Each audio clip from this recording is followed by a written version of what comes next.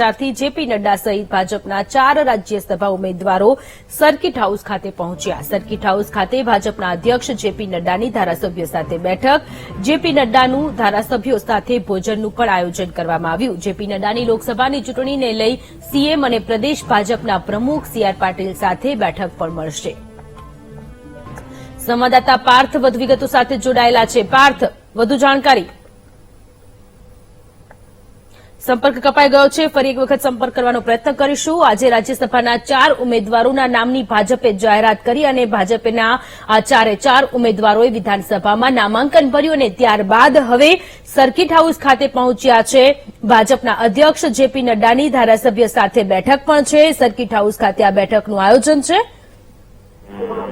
સંવાદદાતા પાર્થ જોડાયેલા છે। પાર્થ, 4 રાજ્યસભાના ઉમેદવારોએ નામાંકન ભર્યું અને હવે સર્કિટ હાઉસ ખાતે બેઠકનું આયોજન કરવામાં આવ્યું છે।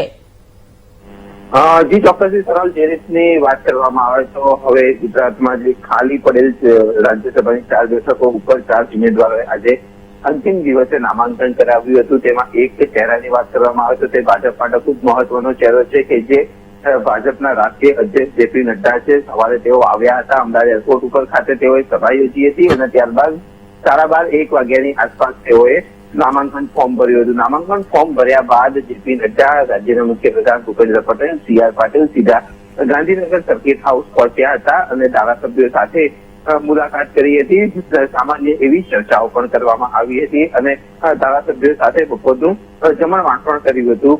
જમણ કર્યા બાદ જેપી નડ્ડા હાલમાં જ ગાંધીનગર સર્કિટ હાઉસથી નીકળીને સીએમ હાઉસ પહોંચ્યા છે। 1 કલાકનો રિઝર્વ ટાઈમ છે। 3 વાગે તેઓ દિલ્હી પરત ફરવાના છે, પરંતુ 1 કલાક સુધી તેઓ રાજ્યના મુખ્યપ્રધાન ભૂપેન્દ્ર પટેલ અને સી.આર. પાટીલ સાથે સીએમ હાઉસ ખાતે બેઠક કરી શકે છે અને લોકસભા 2024ની ચૂંટણીના હવે ગણતરીના દિવસો જ ગણાઈ રહ્યા છે। ગમે ત્યારે ચૂંટણી જાહેર થઈ શકે છે ત્યારે લોકસભાની ચૂંટણીને લઈને અને તૈયારીઓને લઈને પણ આ બેઠકમાં ખાસ ચર્ચા થાય તેવી પણ શક્યતાઓ સેવાઈ રહી છે। જી પાર્થ, આભાર તમામ વિગતો માટે।